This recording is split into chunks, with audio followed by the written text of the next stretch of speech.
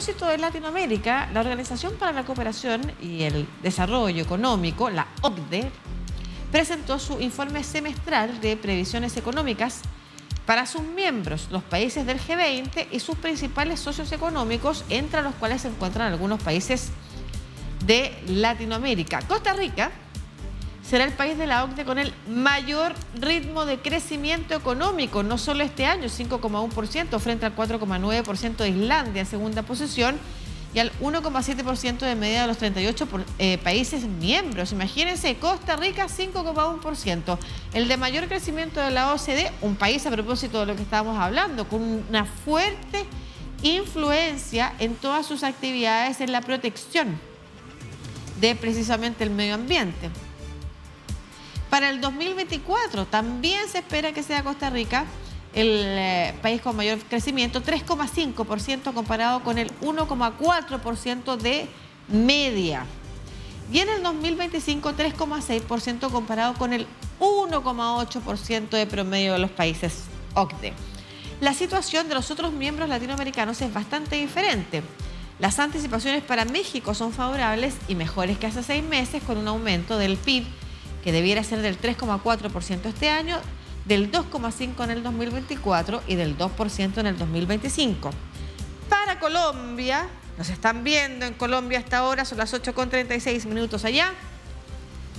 Sin embargo, hay que decirlo, las cosas no son buenas noticias. El crecimiento debería quedarse en el 1,2% en el 2023 y 1,4% en el 2024, antes de subir hasta un 3% en el 2025. Al menos en la tasa o la tendencia en realidad es al alza en el crecimiento.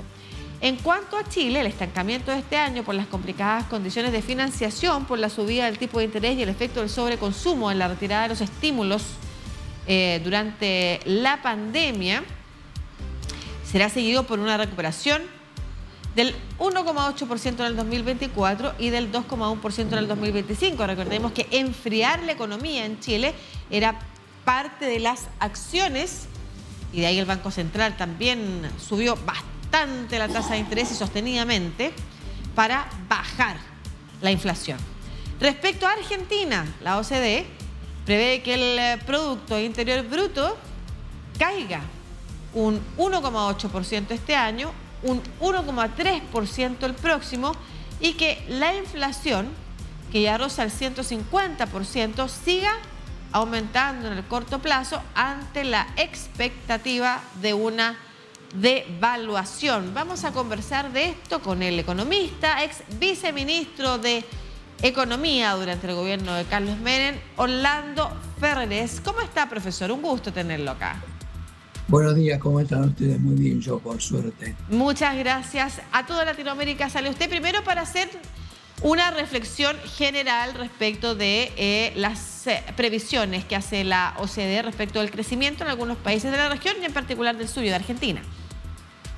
En general son correctas, por lo menos en nuestro estudio tenemos más o menos las mismas proyecciones de una recesión para este año y lo mismo una recesión para el 2024 y un pequeño crecimiento para el 2025.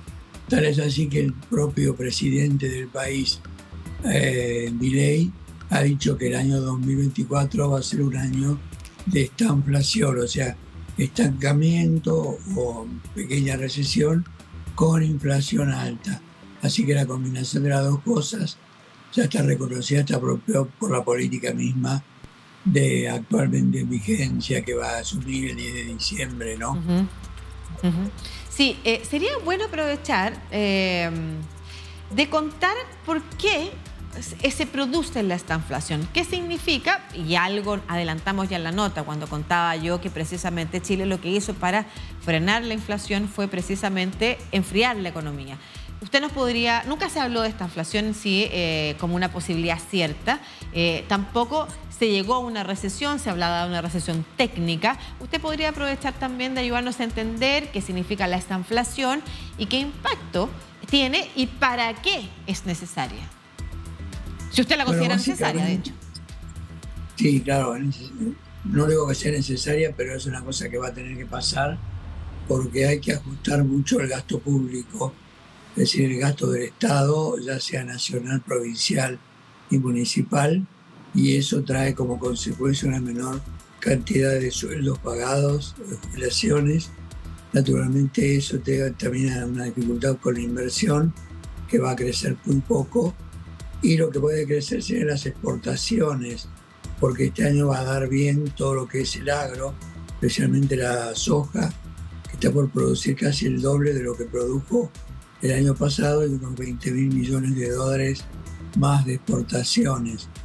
Pero aún así vamos a tener ese 1,7% de crecimiento negativo que informó el presidente, y seguramente confirmará el ministro de Economía, que ahora parece ser que va a ser Caputo, ¿no?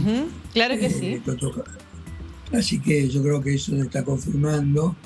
Vamos a tener un año difícil, pero donde podemos salir después para el 2025 en una posición buena.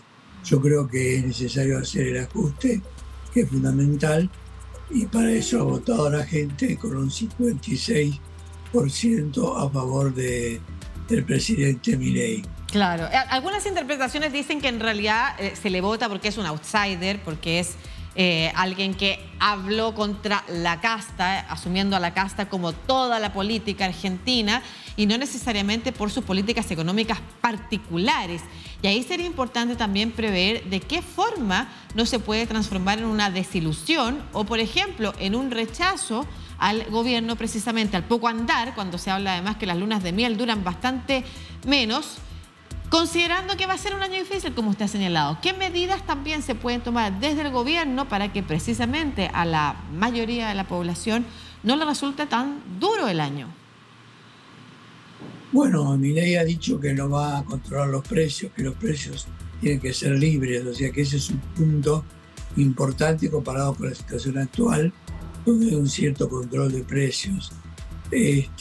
A su vez, también mencionó que, digamos, la producción agrícola va a crecer mucho, eso coincide con lo que tenemos nosotros en nuestro estudio, y también de que el salario real posiblemente, especialmente en los sectores más informales, va a bajar bastante, o sea que la combinación por el lado del consumo puede ser más baja, y eso es lo que explica la recesión que se da en condiciones técnicas de ajuste de las variables macroeconómicas, porque también hay que ajustar el tipo de cambio, en el cual hay muchos tipos de cambio actualmente, unos 15 o algo así, y entonces va a haber un solo tipo de cambio, posiblemente un solo precio para la electricidad, el gas, el agua, las tarifas de servicios públicos, lo mismo para el combustible, que habrá un solo precio, y aunque ahora tenemos un precio que está bastante controlado.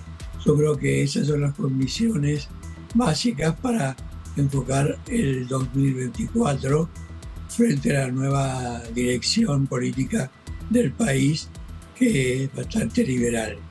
Sí, ahora voy a insistir un poco en la pregunta, pero poniendo un actor relevante sobre la mesa. Usted lo ha mencionado, Caputo, Luis Caputo, el ex ministro de Mauricio Macri, quien ha sido confirmado como próximo ministro de Economía también en el primer gabinete con el que inaugure su gobierno el presidente electo Javier Milei.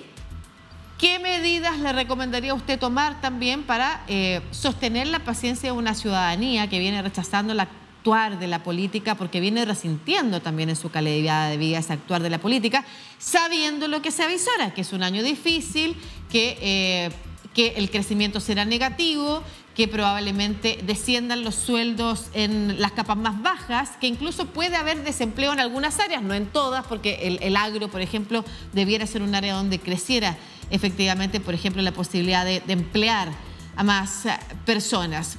¿Qué medidas aconsejaría usted al nuevo ministro de Economía, Luis Caputo?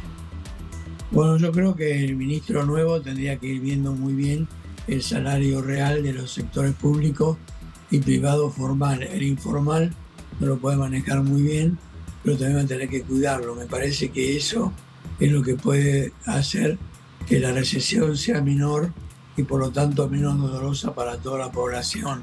Efectivamente, es un punto que ya venimos con bastantes dificultades en estos últimos años, con una caída importante del salario real en todos los sectores, excepto el sector público, y por lo tanto es un punto importante para considerar en los próximos 4 años. Me parece a mí que ese es un tema fundamental. Y después, controlar la inflación, que naturalmente el gobierno está haciendo lo posible para que desaparezca lo antes posible a través de los sistemas de regular los distintos precios que hoy están pisados, están controlados de la economía y que ya no van a estar más a partir de un momento del 2024.